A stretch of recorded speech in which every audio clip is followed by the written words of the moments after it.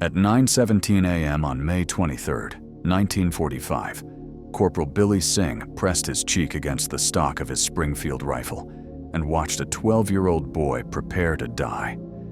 The boy stood 30 yards behind a Japanese officer on a ridge overlooking Shuri Castle, Okinawa. The boy held a Type 97 hand grenade against his chest with both hands. His uniform was too large, sleeves rolled up 3 times, helmet sliding down over his eyes. He was crying. Billy had 2 seconds to decide who would die. He chose the child. The court-martial would begin 41 days later. Okinawa was where the Pacific War came to kill everyone it hadn't already murdered. The battle started April 1, 1945, and would consume 82 days, 90,000 Japanese soldiers, 12,000 American soldiers, and somewhere between 40,000 and 150,000 Okinawan civilians. Nobody kept accurate count of the civilians. They weren't considered strategically relevant. The island was 10 miles wide and 60 miles long, a narrow strip of coral and volcanic rock that the Japanese had turned into a fortress. Every cave was a bunker. Every farmhouse hid artillery. Every ridge concealed machine gun nests that had been registered for months, waiting for Americans to walk into pre-sighted kill zones. The civilians were caught in the middle, used as human shields, forced into labor battalions, handed grenades, and told to kill Americans or kill themselves. The Japanese High Command had issued explicit orders: no surrender, no retreat. Every man, woman, and child on Okinawa would fight to the death. The island would become one mass grave, and it would cost the Americans so dearly that they would abandon their planned invasion of mainland Japan. That was the strategy. Turn Okinawa into such a nightmare that the United States would negotiate peace instead of pushing forward. It almost worked. Billy Sing was born in 1921 in a small town outside Austin, Texas. His father was a rancher who ran 200 head of cattle on land that had been in the family since before the Civil War. Billy grew up on horseback, learned to shoot at age 7, killed his first deer at 9. By the time he was 15, he could hit a running jackrabbit at 300 yards with iron sights. His father taught him patience: wait for the animal to stop, wait for the wind to settle, wait for your heartbeat to slow. Never rush the shot. Billy enlisted in the Marine Corps 3 weeks after Pearl Harbor. He was 20 years old, 6 feet tall, 170 pounds, all muscle and sunburn. Boot camp at Paris Island turned him into a machine. He qualified expert rifleman, top scores in his company. The Marines noticed. They sent him to scout sniper school at Camp Lejeune in April 1942. Sniper school was where the Marine Corps took men who could shoot and taught them to kill with precision. Long-range marksmanship, camouflage, stalking, observation, range estimation, wind reading. Billy absorbed it all. He finished second in his class of 38 students. The instructors told him he had the skills to be one of the best snipers in the Pacific. They were right. Billy shipped out to Guadalcanal in August 1942 as part of the 1st Marine Division. He killed his first Japanese soldier on August 21st at a distance of 420 yards. The man was an officer, standing in the open, pointing at American positions, directing mortar fire. Billy put a round through his chest. The man dropped instantly. Billy felt nothing. No guilt, no satisfaction, just the mechanical process of working the bolt, chambering another round, scanning for the next target. Over the next 8 months, Billy killed 37 confirmed enemy soldiers on Guadalcanal, then 11 more on New Britain, then 23 on Palaleo. By the time he landed on Okinawa in April 1945, his confirmed kill count was 71. He was 23 years old. The Marines used snipers differently than the Army. Army snipers worked in pairs, positioned in hides, taking long-range shots at targets of opportunity. Marine snipers worked alone or with a single spotter, moving constantly, hunting. Billy preferred working alone. He trusted his own judgment, his own instincts. A spotter meant another person to worry about, another set of breath sounds, another heat signature. Billy moved through terrain like water, silent and adaptive. He could lie motionless for 6 hours waiting for a single shot. He could low crawl 200 yards through mud without making a sound. He understood camouflage at an instinctive level. His gear was always dirty, always broken up with natural materials, always perfectly matched to the environment. Other Marines joked that Billy disappeared even when he was standing right next to them. The officers didn't joke. They knew what Billy was. A hunter who killed humans with the same detached efficiency he'd used on deer in Texas. By May 1945, Billy had seen things that would have broken most men. He'd watched friends die in ways that defied description, artillery that turned human bodies into mist, flamethrowers that left nothing but smoking skeletons, banzai charges where Japanese soldiers ran screaming into machine gun fire, climbing over their own dead to reach American lines. He'd killed men at distances so close he could see their faces, see the fear in their eyes, see the exact moment life left them.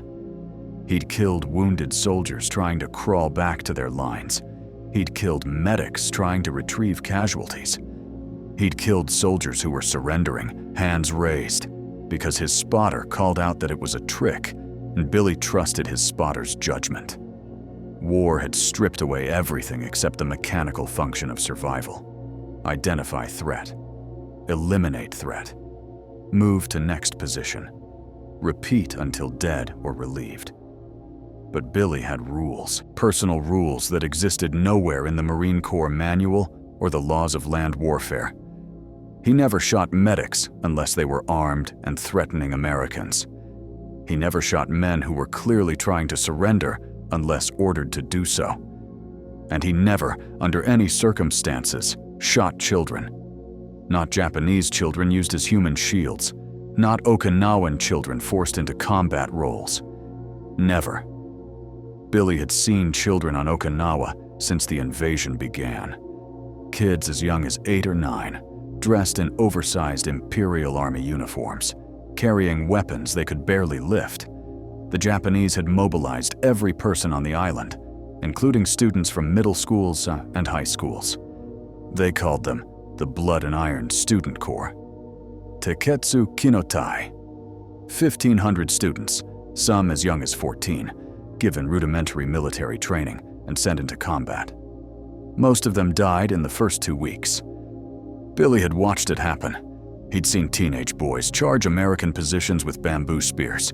He'd seen girls no older than his sister back home throwing grenades from caves before being cut down by rifle fire. The Japanese commanders didn't care. They weren't trying to win tactically. They were trying to create maximum psychological damage. Make the Americans kill children. Make them carry that weight forever. On May 18th, Billy's platoon was advancing through the ruins of Shuri, the ancient capital of Okinawa. The city was rubble, every building destroyed by naval bombardment and artillery. The Japanese had retreated to a defensive line anchored on Shuri Castle, a 15th century fortress that sat on high ground overlooking the entire area. Billy's unit was tasked with clearing approach routes, eliminating snipers, and machine gun positions that could threaten the main assault. Billy worked alone, moving through destroyed buildings, using rubble for cover, methodically scanning the castle ridgeline for targets. He found plenty. Japanese soldiers were dug into positions that had been prepared for months. Spider holes, reverse slope bunkers, interconnected tunnels. Every position was camouflaged. Every field of fire overlapped. It was perfect defensive terrain. Billy killed 6 Japanese soldiers that day. All confirmed. All at ranges between 200 and 400 yards. Clean shots, instant kills. He radioed coordinates for 3 machine gun nests that were later destroyed by artillery. His platoon advanced 800 yards with only 2 casualties, both wounded, neither fatal. It was considered a successful day. That night, Billy cleaned his rifle in a shell crater that served as his temporary fighting position. The Springfield was his life, and he maintained it with religious devotion. He broke it down completely, cleaned every surface, checked every spring and pin, reassembled it in darkness by feel alone. The rifle was zeroed perfectly, 300 yards, and Billy knew its ballistics like he knew his own heartbeat. 300 yards, the bullet drops 9 inches. 400 yards, 24 inches. 500 yards, 48 inches. Wind at 10 miles per hour pushes the round 6 inches at 300 yards. Temperature affects powder burn, humidity affects drag. Billy calculated all of it automatically, instinctively, adjustments made before he was consciously aware of making them. Another Marine, Private First Class Danny Chen, shared the crater. Chen was from San Francisco, drafted in 1944, assigned to Billy's platoon as a replacement after Palaleo. He'd been in combat for 6 weeks and was still jumpy, still flinching at artillery, still making noise when he moved. But he was learning. Billy didn't talk much, but he answered when Chen asked questions. "How do you stay so calm?" Chen asked. "I don't think about it," Billy said. "You just shoot?" "No," Billy said, wiping down the barrel with an oiled cloth. "I think about the shot, the wind, the range, the target. I don't think about what happens after." Chen was quiet for a moment. "You ever feel bad about it?" "About what?" "Killing them." Billy looked at him. "They're trying to kill us. That's the job." "Yeah, but," Chen hesitated. "Some of them are just kids, man. I saw one yesterday. Couldn't have been more than 16. Billy's hand stopped moving. He stared at the rifle parts laid out on his shelter half. Then he said quietly, "Don't think about it. If you think about it, you'll freeze. And if you freeze, you die." "That's not an answer," Chen said. "It's the only answer that matters," Billy said. On May 22nd, intelligence reported increased Japanese activity near Shuri Castle. Observation posts had spotted movement, possibly a counterattack forming. Billy's company was ordered to advance and establish positions that could interdict any enemy movement. They moved out at 0500, climbing through muddy ravines, using destroyed buildings for cover. Rain had started overnight and turned the ground into slick clay. Every step was treacherous. Men slipped, fell, cursed. The rain also provided cover, muffling sound, reducing visibility for Japanese observers. Billy moved ahead of the main line, scouting, looking for sniper positions. He found a spot on the second floor of a destroyed school building. Eastern wall collapsed, providing a clear view of the ridge 800 yards north. Perfect. He set up his rifle on a pile of rubble, using his pack as a rest, and began scanning the ridgeline through his scope. The rain made observation difficult, but Billy was patient. He watched for movement, for unnatural shapes, for anything that didn't belong. At 0843, he saw them, Japanese soldiers moving along the ridge, maybe 20 or 30 men, staying low but visible in brief moments between cover. Billy ranged the distance, adjusted his scope, settled in. Then he saw the officer, a captain, based on the sword he carried, standing partially exposed, pointing, directing his men. Priority target. Officers were always priority. Kill the leadership, disrupt command and control, create confusion. Billy centered the crosshairs on the officer's chest, compensated for distance and wind, began his breathing cycle. Breathe in, breathe out halfway, hold, squeeze. Then the boy stepped into view. He emerged from behind a boulder, 30 yards behind the officer, moving slowly. He was small, maybe 12 years old, maybe younger. He wore an oversized Imperial Army uniform, helmet too big, sleeves rolled up. He carried a Type 97 hand grenade, holding it against his chest with both hands. The grenade was almost certainly live. The boy was moving toward the American lines. Billy could see his face through the scope. The boy was crying, tears running down his cheeks, mouth open, breathing hard. He was terrified, but he kept walking. One step, then another, moving slowly toward the ridgeline where he would be visible to American positions below. This was a tactic the Japanese had started using in late April. Children with grenades, sent forward to attack American positions or to draw fire. If the Americans shot the children, it created psychological trauma for the soldiers who had to pull the trigger. If the Americans didn't shoot, the children got close enough to throw grenades or trigger explosives. Either way, the Japanese won. Billy had heard stories from other units. Marines who had frozen when confronted with child soldiers, unable to fire, and died when the children detonated grenades. Other Marines who had fired and then couldn't eat, couldn't sleep, couldn't function afterward. Some had requested transfer to rear areas. Some had shot themselves. The Japanese understood what they were doing. They were weaponizing American humanity. Billy watched the boy through his scope. The kid was maybe 90 pounds, face smeared with mud and tears, hands shaking as he clutched the grenade. Behind him, the Japanese officer continued directing his soldiers, completely aware of what was happening. The officer had sent the boy forward. Billy understood the tactical situation instantly. If he shot the officer, the boy would continue forward and either detonate the grenade near American positions or be shot by someone else in Billy's platoon. If he shot the boy, the officer would live and likely kill American soldiers with whatever attack he was coordinating. If Billy did nothing, both outcomes would probably happen anyway. Rules of engagement were clear. Any person carrying a weapon or explosive device in a combat zone was a legitimate target regardless of age. The Marine Corps had issued explicit guidance after similar incidents on Saipan and Iwo Jima. Hesitation gets Marines killed. Eliminate the threat. But Billy had his own rules, and his rule was simple. He didn't shoot children. The boy took another step forward. He was 70 yards from the nearest American position. A machine gun team dug in below the ridge. In maybe 2 minutes, he would be close enough to throw the grenade or stumble and detonate it accidentally. Billy made his decision.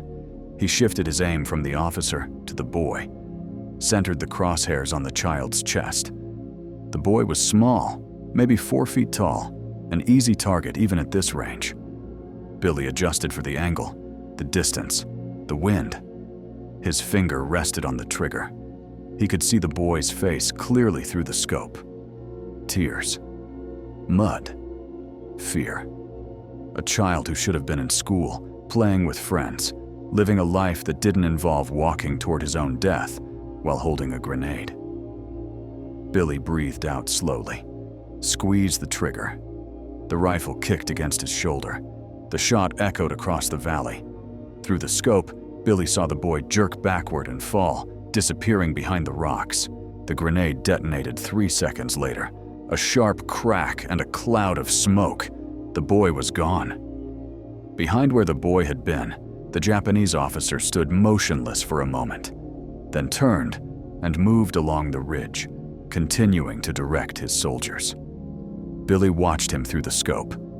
430 yards. Perfect range. Clear shot. The officer stopped, pointed at something, completely exposed. Billy could have killed him easily. Instead, Billy worked the bolt, chambered another round, and kept the officer in his sight. The officer shouted orders to his men, gestured toward American positions. Then he moved behind cover and disappeared.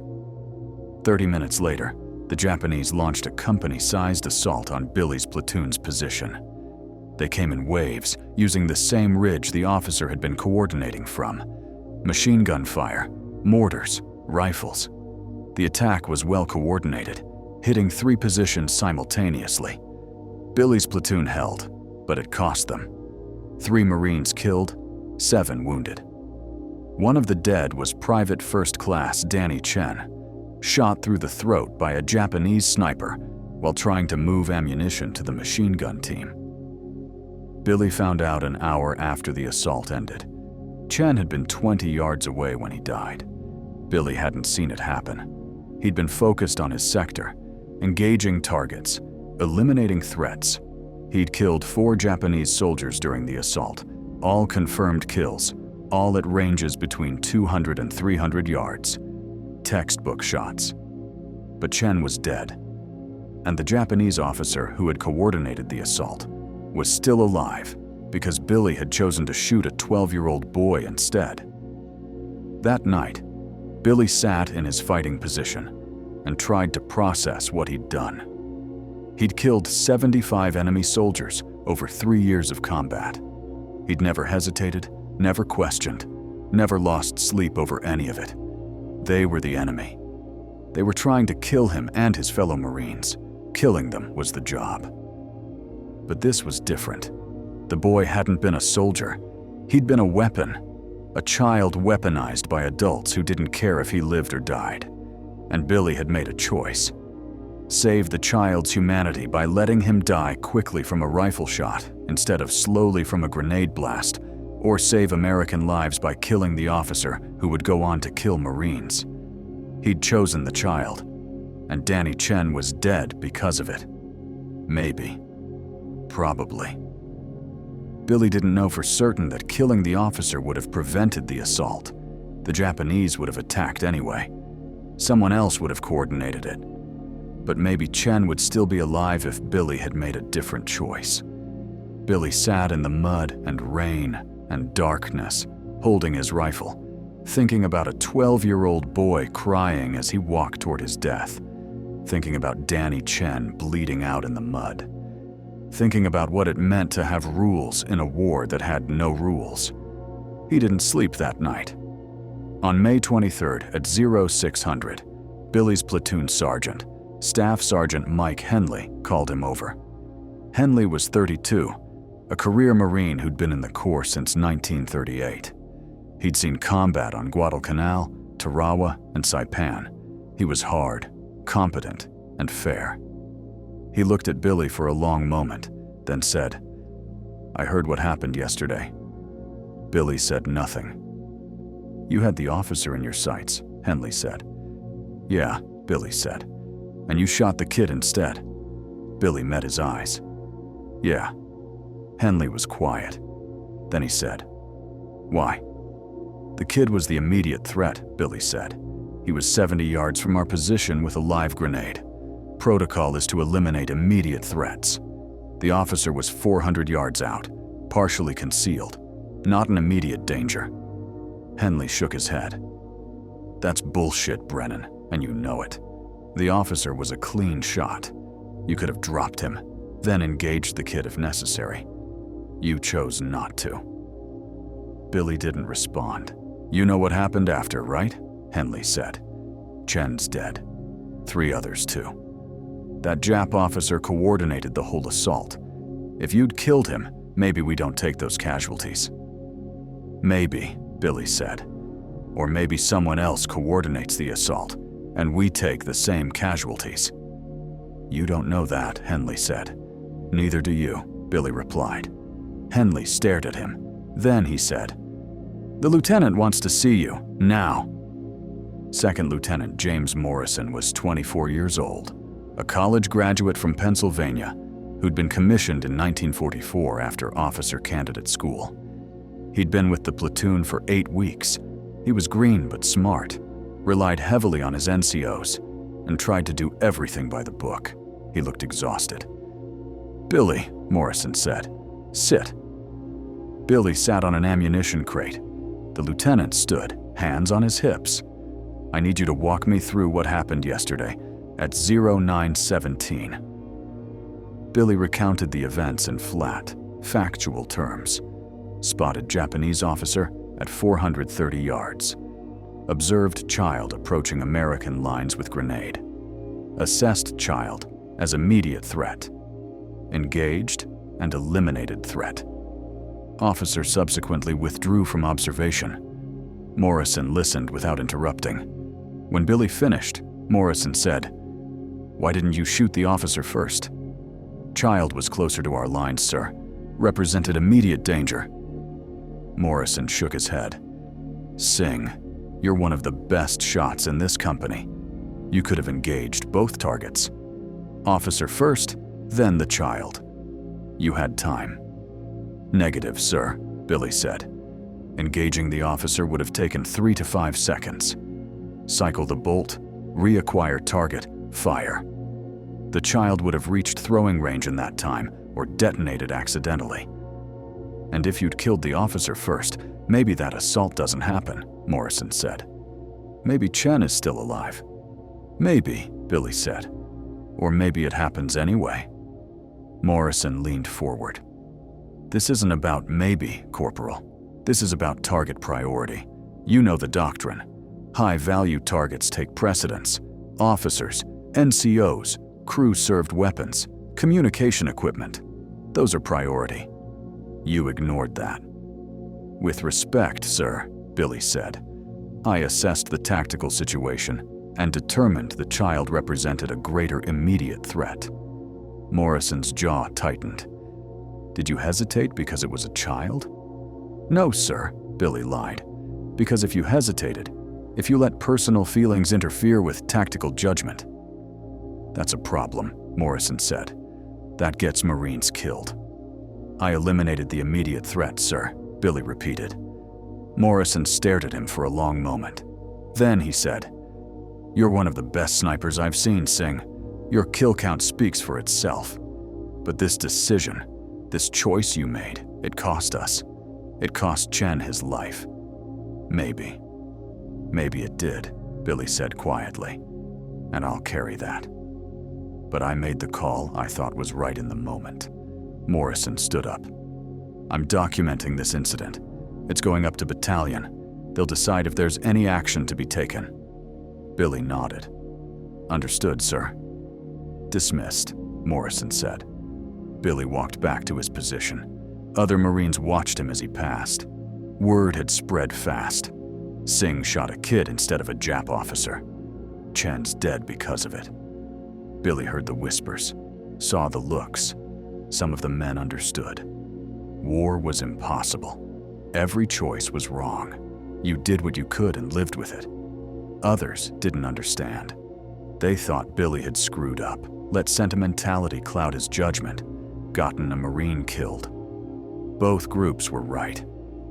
Billy cleaned his rifle, checked his ammunition, and waited. At 1400, Sergeant Henley found him again. "Battalion wants to see you tomorrow morning. 0800, Henley said. "They're opening an investigation." "Investigation into what?" Billy asked. "Possible violation of rules of engagement," Henley said. "Failure to prioritize high-value targets. Conduct prejudicial to good order and discipline." Billy looked at him. "Are you serious?" Henley's expression was grim. "Chen's family is going to get a telegram saying he was killed in action." The lieutenant put in his report that a high-value target was not engaged due to, quote, "tactical misjudgment," unquote. Battalion needs to determine if that misjudgment rose to the level of negligence or dereliction. "This is insane," Billy said. "This is the Marine Corps," Henley replied. "Everything goes by the book, even when the book doesn't make sense." "What do you think is going to happen?" Billy asked. "Honestly," Henley said, "I think they're going to crucify you. Not because you were wrong, necessarily, but because they need someone to blame. Chen's dead, 3 others are dead, and the brass needs to explain why. Easier to blame one sniper's bad decision than to admit that this whole goddamn war is a meat grinder that kills everyone it touches."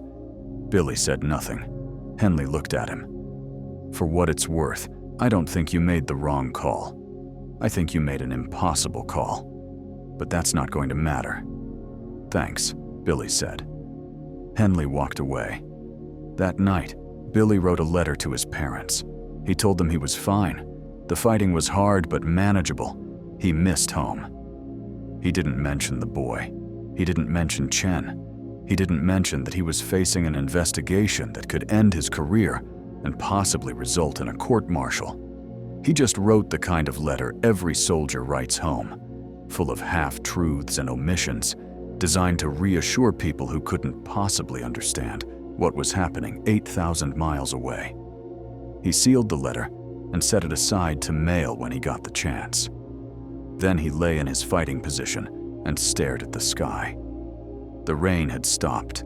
Stars were visible through breaks in the clouds. Billy wondered if the boy's parents knew he was dead yet, wondered if they'd sent him to war, or if the Japanese had simply taken him, wondered if it mattered. On May 24th at 0800, Billy reported to battalion headquarters, a sandbagged command post 2 miles behind the front lines. He stood outside the tent while Major Richard Keegan reviewed paperwork inside. Keegan was 41, a career officer who'd seen action in World War I and had been recalled to service in 1942. He was smart, tough, and had a reputation for fairness. Billy hoped that reputation was accurate. "Come in, Corporal," Keegan said. Billy entered and stood at attention. "At ease," Keegan said. He gestured to a folding chair. "Sit." Billy sat. Keegan looked at him for a long moment, then said, "I've read Lieutenant Morrison's report. I've also read Sergeant Henley's statement and interviewed 3 other Marines who had observation of the incident. I want to hear your version." Billy walked through it again. Same facts, same timeline. Keegan listened, took notes, asked clarifying questions. When Billy finished, Keegan set down his pen. "Corporal Sing, you have 75 confirmed kills over 3 years of combat. Your record is exemplary.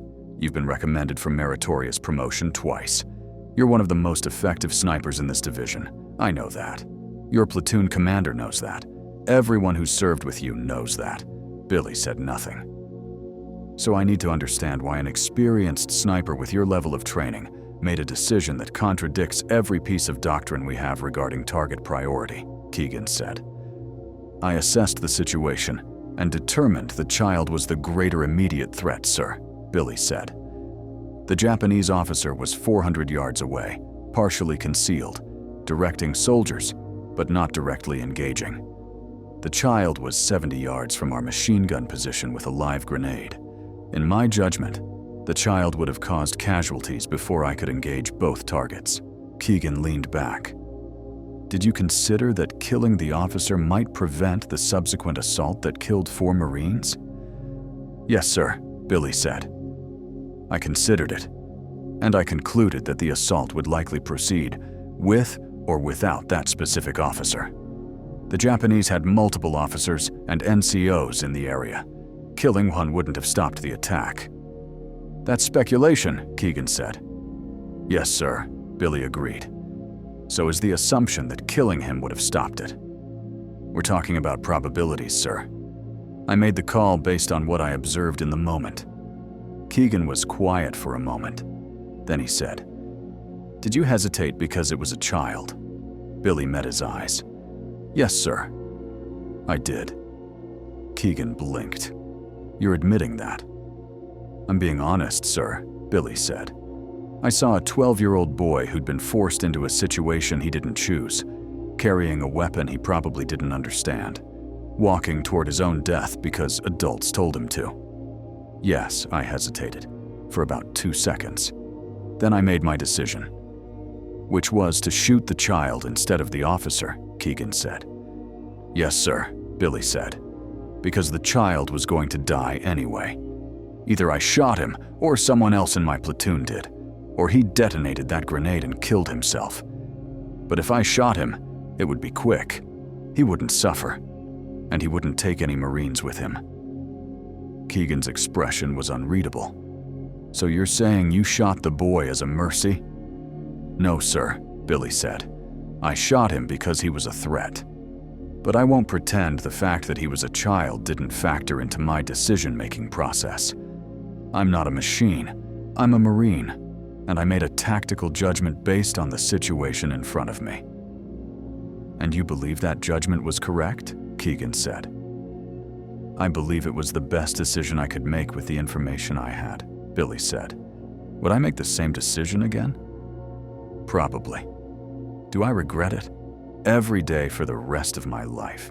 But I'd still do it because the alternative was worse. Keegan studied him for a long moment. Then he said, "Corporal Sing, I'm going to be very direct with you. There are people at Division who want your head on a stick. They see this as clear-cut dereliction. You had a high-value target, you didn't engage. Marines died as a result. They want you court-martialed." Billy nodded slowly. "I understand, sir." However, Keegan continued, "There are also people, myself included, who understand that combat is not a textbook exercise. Doctrine provides guidelines, not absolute rules. Sometimes the situation requires judgment that falls outside the manual. You made a judgment call. It may have been the wrong call, but it was a call made in good faith under combat conditions. I'm not going to end your career over it." Billy felt something in his chest loosen slightly. "Thank you, sir." "Don't thank me yet," Keegan said. "You're not getting off clean. I'm issuing a formal letter of reprimand that will go in your service record. You're being reassigned from sniper duties to standard rifleman effective immediately. Your Springfield is being turned in. You'll carry an M1 Garand like everyone else." Billy stared at him. "Sir, This is non-negotiable, Corporal," Keegan said. "You violated target priority doctrine. There have to be consequences. The letter of reprimand and reassignment are those consequences. Consider yourself lucky it's not a court-martial." Billy swallowed. "Yes, sir." "You're a good Marine, Sing," Keegan said. "You've served with distinction. But you need to understand that personal feelings cannot interfere with tactical decisions. If you can't prioritize targets according to doctrine, then you can't be a sniper. It's that simple." "Understood, sir," Billy said quietly. "Dismissed," Keegan said. Billy walked out of the headquarters tent into bright sunlight. The sky was clear. The air smelled like rain and mud and distant smoke. He could hear artillery rumbling in the distance, the war continuing without pause. Sergeant Henley was waiting outside. "Well?" he asked. "Letter of reprimand," Billy said. "Reassigned to rifleman. No more sniper work." Henley winced. "Christ, Billy. Could have been worse," Billy said. "Could have been a court-martial." Henley looked at him. "You okay?" Billy thought about that. Was he okay? He'd killed 75 enemy soldiers without hesitation. He'd watched friends die. He'd survived 3 years of the worst combat the Pacific Theater had to offer. And now his career as a sniper was over because he'd chosen to kill a child instead of an officer. No, he wasn't okay. But he was alive. And that was more than a lot of Marines could say. "I'm fine," Billy said. Henley didn't believe him. Neither did Billy. Billy turned in his Springfield rifle that afternoon. The armorer, a staff sergeant named Willis, took the weapon and logged it without comment. Billy had carried that rifle for 3 years. He'd cleaned it every day, slept with it, trusted his life to it. Now it was just another piece of equipment in the Corps inventory. Willis handed him an M1 Garand, standard issue, serial number worn smooth from previous owners. It felt wrong in Billy's hands. Too heavy, too clumsy, designed for volume of fire rather than precision. Billy slung it over his shoulder and walked back to his platoon. The other Marines noticed immediately. "Where's your Springfield?" one of them asked. "Turned it in," Billy said. He didn't elaborate. Word spread fast. Sing got busted down from sniper to regular rifle. Something about that kid he shot. The lieutenant wrote him up. Some of the men looked at Billy differently after that. Some with sympathy, some with contempt, some with confusion. Billy ignored all of it. He had a job to do. The battle for Okinawa continued for another month. Billy fought as a rifleman, advancing through mud and rain and constant artillery. He killed Japanese soldiers with the Garand, close-range firefights in destroyed buildings and cave systems. It wasn't the same as sniping. There was no precision, no patience, just violence and chaos. Billy was good at it. He'd always been good at fighting. But something had changed. On June 18th, Billy's platoon was clearing a village north of Naha when they encountered resistance from a fortified house. Machine gun fire pinned them down. Lieutenant Morrison called for support. Before the support arrived, a child emerged from the house, a girl, maybe 10 years old, wearing a tattered dress. She walked toward the American lines with her hands up. The Marines held their fire. The girl kept walking. 30 yards, 20 yards. Billy watched her through his rifle sights. She was crying, terrified, looking back at the house. Then Billy saw it. The bulge under her dress. An explosive vest, crude but effective.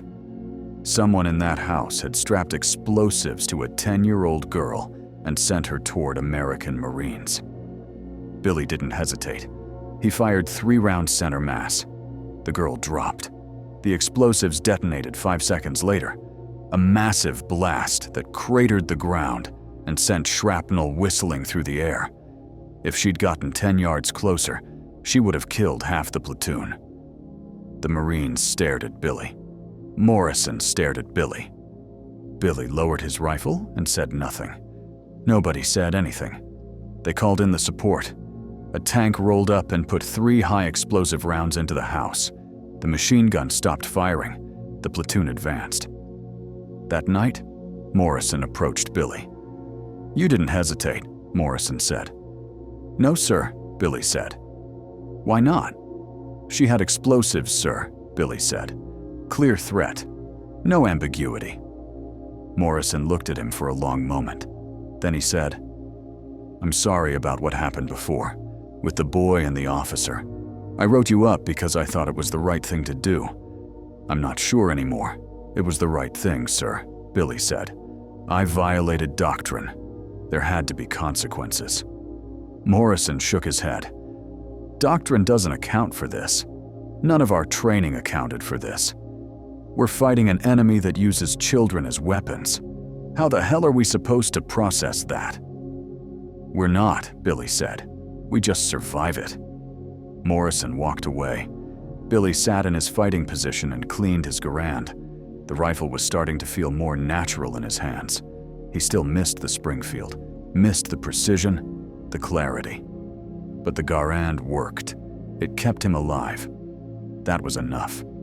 Okinawa was declared secure on June 21st, 1945.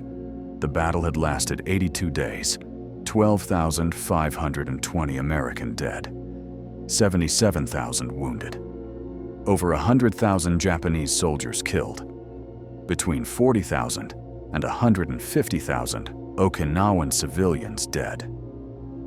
Billy had survived. He'd killed 9 more enemy soldiers during the final month of fighting, all with the Garand, all at close range. His total confirmed kill count was 84. Nobody cared about his kill count anymore. The war was almost over. Everyone knew it. Rumors circulated about a new weapon, something devastating enough to end the war without invading Japan. Billy didn't care about rumors.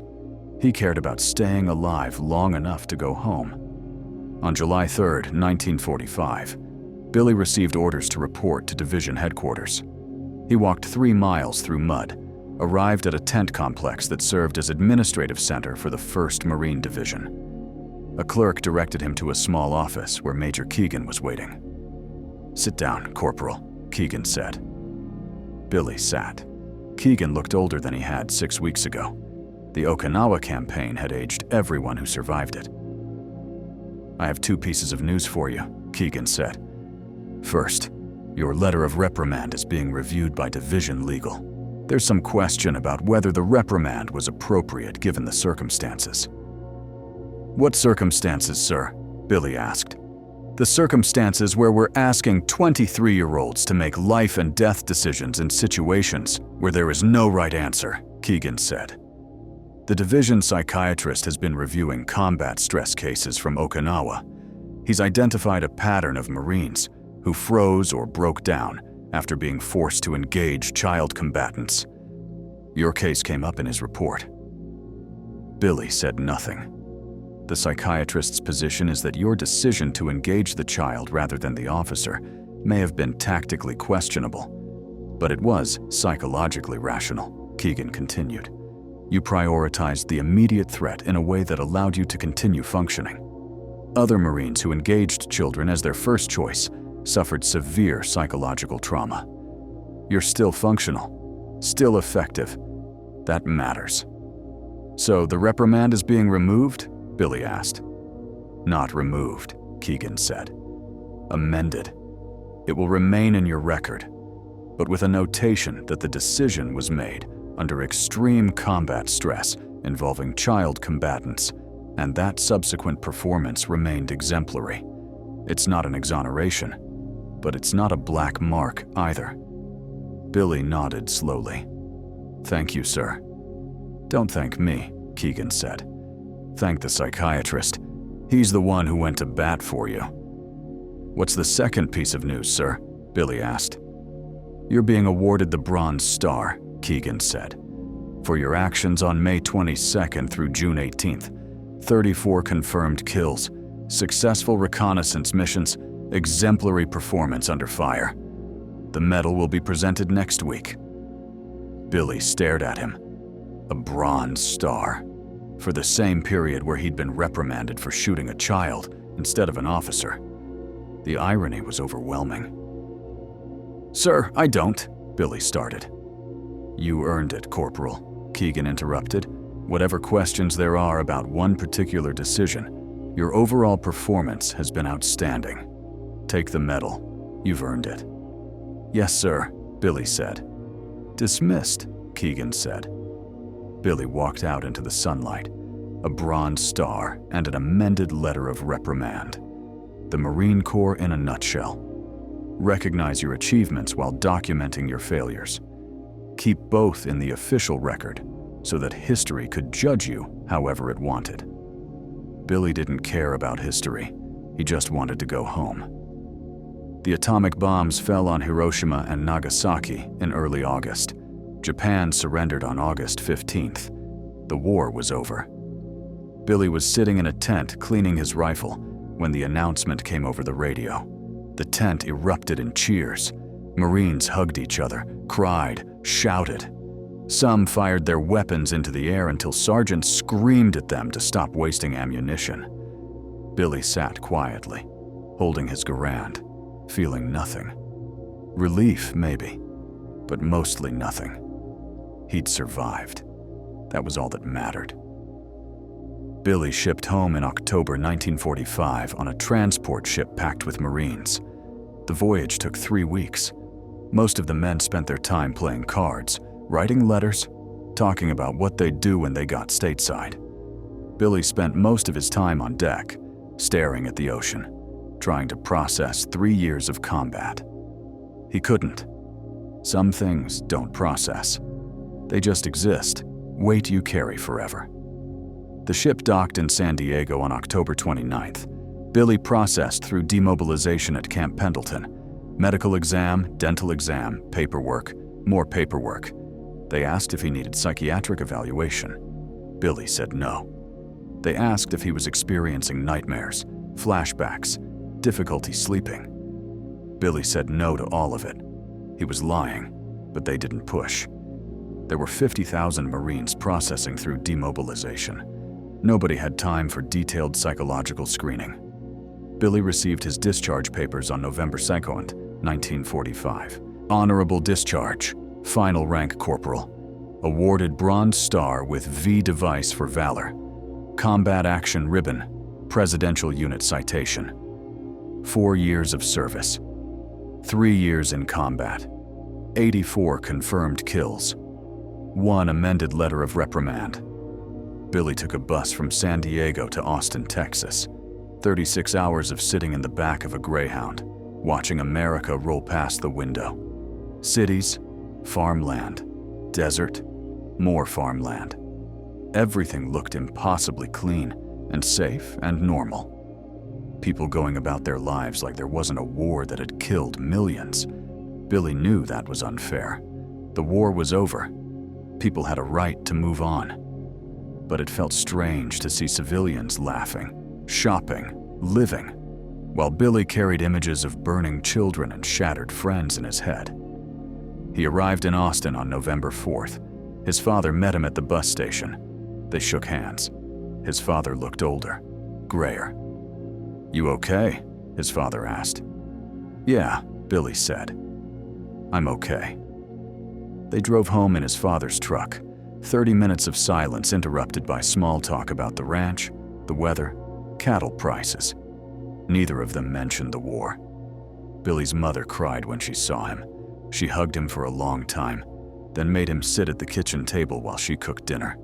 Pot roast, mashed potatoes, green beans. Food Billy hadn't tasted in 4 years. It was good.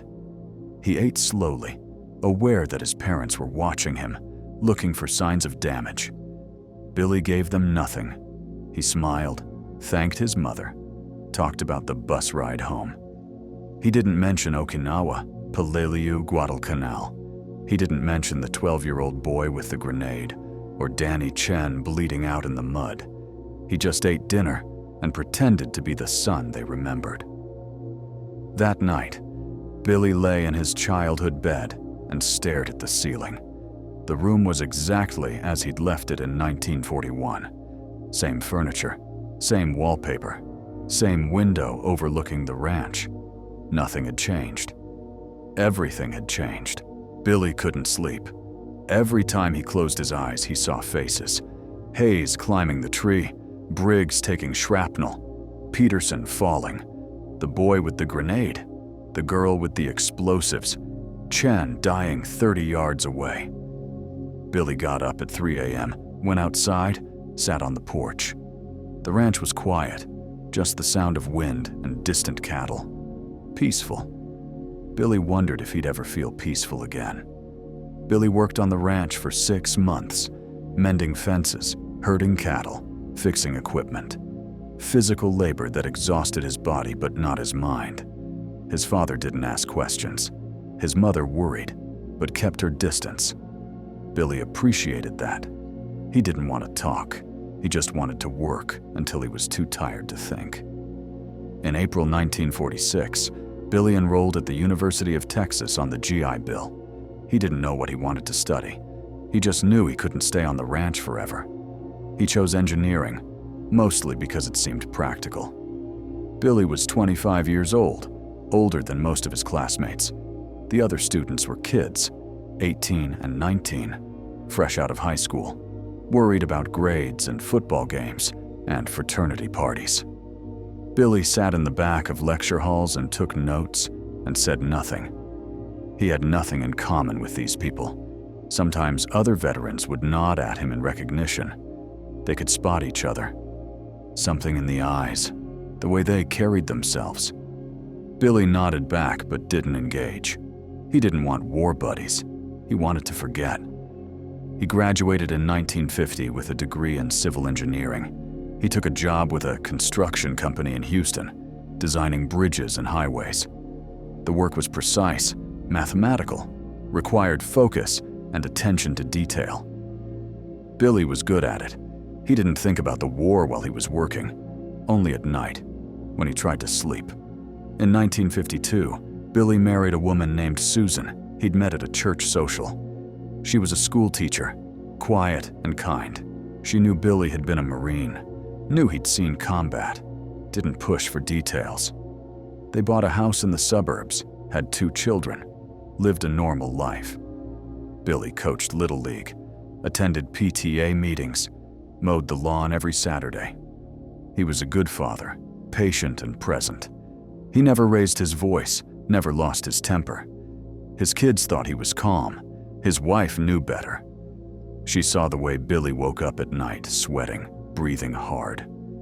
She saw how he flinched at loud noises. She saw how he never talked about the war except in the vaguest terms. She didn't push. She just loved him and gave him space. In 1968, Billy's son turned 18 and received a draft notice for Vietnam. Billy sat his son down at the kitchen table and said, If you go, you follow orders. You stay with your unit. You don't try to be a hero. You just survive and come home. Do you understand?" His son nodded, confused by the intensity in Billy's voice. Billy wanted to say more, wanted to explain that war would break something inside him that could never be fully repaired. That he'd see things no person should see. That he'd make decisions no person should have to make. That he'd carry those decisions forever. But Billy didn't say any of that. He just repeated, "You survive and come home." "Okay?" "Okay, Dad," his son said. Billy's son served one tour in Vietnam as an army medic.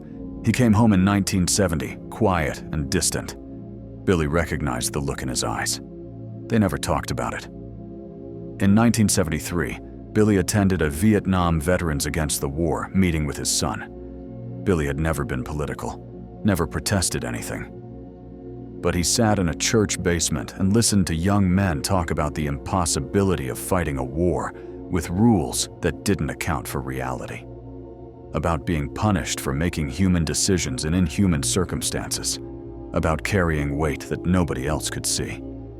Billy understood every word. After the meeting, a young veteran approached Billy. "You were in the Pacific, right?" the man asked. "How'd you know?" Billy asked. "You have the look," the man said. "Different war, same shit." "Yeah," Billy said. The man nodded. "How do you deal with it?" he asked. "You don't," Billy said. "You just carry it." "That's not much of an answer," the man said. "It's the only answer I have," Billy replied. In 1989, Billy received a letter from the Marine Corps Historical Division. They were researching sniper operations in the Pacific Theater and had come across his service record. They wanted to interview him about his experiences. Billy wrote back, declining. He had nothing to say. In 1994, a military historian named Dr. Patricia Wheeler tracked Billy down. She was writing a book about moral decision-making in combat and had found references to his case in division records. She called Billy at his home in Houston. "Mr. Sing, I'd like to talk to you about an incident on Okinawa in May 1945, she said. "I have nothing to say about that," Billy replied. "I understand it's difficult," Wheeler said. "But your case is important. It represents a unique situation where a soldier was formally reprimanded for a decision that may have been morally correct, even if it was tactically questionable." "I don't want to talk about it," Billy said. "Mr. Sing," Wheeler persisted, "there are soldiers today facing similar situations. Children being used as combatants in conflicts around the world. Your experience could help inform policy, could help other soldiers understand that these decisions," Billy interrupted her. "I shot a 12-year-old boy because he was carrying a grenade. Then I shot a 10-year-old girl because she was wearing explosives. I made those decisions because I had to. I've lived with them for 49 years. I don't need to talk about them with a stranger so she can write a book. I'm sorry to have bothered you," Wheeler said quietly. Billy hung up.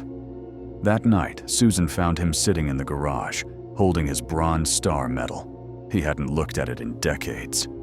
"You okay?" she asked. Billy looked at the medal. A Bronze Star with a V device. For valor. For killing 84 people, including 2 children.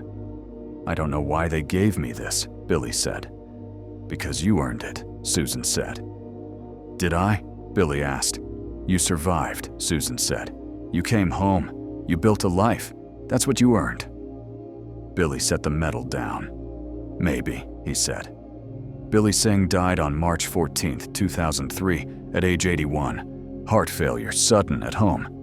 His obituary in the Houston Chronicle was 6 paragraphs long. It mentioned his service in the Marine Corps, his Bronze Star, his career as a civil engineer. It listed his wife, his 2 children, his 4 grandchildren. It said he was a quiet man who loved his family and never talked much about the war. The funeral was well attended. Family, friends, fellow veterans. A Marine Honor Guard performed a ceremony. folded the flag, presented it to Susan. Billy was buried in the Houston National Cemetery, one white headstone among thousands. In 2007, Dr. Patricia Wheeler published her book, Impossible Choices: Moral Decision-Making in Modern Warfare. Chapter 7 was titled The Child Combatant Dilemma. It discussed Billy's case in detail, using declassified records from his service file. Wheeler described the incident on May 23, 1945, analyzed the tactical and moral dimensions, presented arguments from both sides. She concluded that Billy had made an impossible choice in an impossible situation, that there was no correct answer, only the answer he could live with. The chapter noted that Billy had declined to be interviewed for the book. It quoted from his service record, from Major Keegan's notes, from the psychiatrist's report. It presented Billy as a case study in the psychological cost of warfare. Wheeler dedicated the chapter to all soldiers who have been forced to make decisions that haunt them forever. Billy never read the book. He was dead before it was published. In 2011, the Marine Corps updated its rules of engagement training to include scenarios involving child combatants. Instructors teach Marines that children can be legitimate threats, that hesitation can be fatal, but that engaging children will carry psychological consequences that must be acknowledged and addressed.